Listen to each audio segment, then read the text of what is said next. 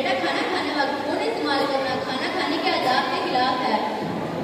अरे कौन, जब से आई हूँ आपके लेक्चर खत्म होने के नाम भी नहीं ले रहे। रहने दें, मुझे खाना नहीं खाना।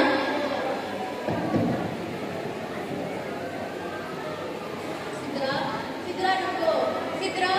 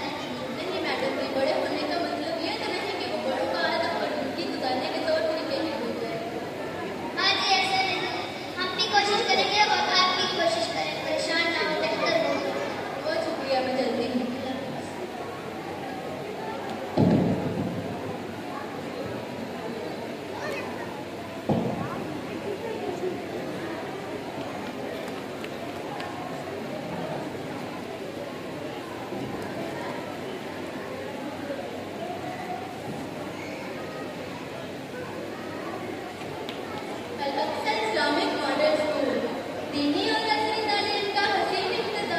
चलो देख लेते हैं। अस्सलाम वालेकुम माँ जी, कैसी हैं? वालेकुम सलाम बेटा, मैं ठीक हूँ, आप कैसे हैं? अल्हम्दुलिल्लाह, मैं भी ठीक। मैंने अपने हमसायों से आपके स्कूल की तारीफ सुनी थी, सोचा आज यहाँ से गुजरते हुए आपके स्कूल का विजिट करके चलूँ। जी बिल्कुल माँ जी, अच्छा किया। मैंने सुना था कि आप अपने बच्चों को दीनी और नस्ली तालीम दोनों इकट्ठी देते हैं। जी बिल्कुल, आपने ठीक सुना। तो मुझे इस बारे में यकीन दिलाना चाहिए कि आप बच्चे की तालीम के साथ साथ उसकी तरबियत के लिए क्या करते हैं। माँ जी, बहुत अच्छा सवाल किया आपने। दरअसल हमारे लिए बच्चे की तालीम के साथ साथ उसकी तरबियत की भी वही तरजीह है। माशाल्लाह, बहुत अच्छी बात है कि हमारे बच्चे अपने नबी करीम सल्लल्लाहु अलैहि वसल्लम के उस सुन्नत के मुताबिक जिंदगी गुजारें। जी बिल्कुल, इसके अलावा हर टीचर क्लास में अपने बच्चे की इखलाकी तरबियत करने की भरपूर कोशिश करती है कि ब्रेक में वो अपने बच्चों के पास बैठती हैं, साथ लंच करती हैं और उनको जज करती हैं। जहाँ इस्लाह की जरूरत पेश आए तो वहाँ नहायत शफ़क़त से उनकी रहनुमाई भी करती हैं। यही तो बुनियादी तरबियत है जिससे दिन ब दिन हमारे बच्चे कमजोर होते जा रहे हैं और उसमें उन्हें भरपूर इस्लाह की जरूरत है। जी बिल्कुल, हम बच्चों को अमली तौर पर तरबियत करने के लिए उनमें नमाज की अहमियत को उजागर करते हुए ज़ोहर की नमाज बाजमात का एहतमाम करते हैं। माशाल्लाह, बहुत अच्छी बात है। लेकिन क्या सिर्फ आप बच्चों को दीनी तालीम ही दे रहे हैं? कहीं ऐसा तो नहीं कि आपके बच्चे असली तालीम यानी मॉडर्न एजुकेशन के मैदान में बहुत पीछे रह गए हैं? नहीं माँ जी, ऐसा बिल्कुल भी नहीं है, बल्कि मॉडर्न एजुकेशन का भी भरपूर इंतजाम दिया गया है और इस पर भी बच्चों को बहुत काम करवाया जाता है। केमिस्ट्री, फिजिक्स और बायोलॉजी भी तैयार की गई है और इसके साथ साथ कंप्यूटर लैब भी तैयार की गई है जिसमें बच्चों को कंप्यूटर का इस्तेमाल करना सिखाया जाता है। बच्चों के मॉडल्स को डिस्प्ले किया जाता है ताकि उनकी हौसला अफजाई हो। और गुज़िश्ता साल में हमारे बच्चे ग्रे बोर्ड में भरपूर कामयाबी हासिल कर रहे हैं। मैं जब यहाँ आ रही थी तो मैंने देखा आपके कैलेंडर पर बहुत से इवेंट्स को हाईलाइट किया गया था। तो क्या वो सारी सरगर्मियाँ आपके स्कूल में करवाई जाती हैं? जी बिल्कुल, इन तमाम एक्टिविटीज़ को ऑर्गेनाइज किया जाता है। जी बिल्कुल, इन तमाम एक्टिविटीज़ को ऑर्गेनाइज किया जाता है ताकि बच्चों को निसाबी सरगर्मियों से हटकर नए निसाबी सरगर्मियाँ भी करवाई जाएँ, क्योंकि वो न सिर्फ एक तालिबे इल्म है बल्कि इस माशरे का जितना ज़्यादा फर्द भी है।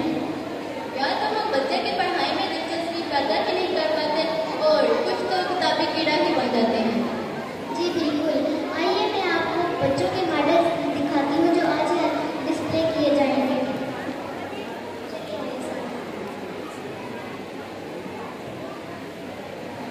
अस्सलाम वालेकुम बच्चों। जी तो मरियम, आइए आप अपने बनाए गए हार्ट के मॉडल का एक्सप्लेन वालिदैन।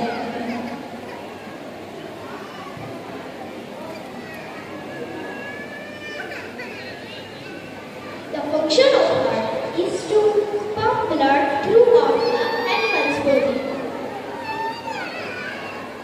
Heart is divided into 4 chambers. Upper chamber are called artery. Here has lower chamber are called ventricles. The earth is the only planet that facilitates the oil. Our earth is comprised of 3 major parts. The crust, the mantle, the core. The crust is the upper layer of the earth. The mantle is the second layer of the earth. The core is the third layer of the earth.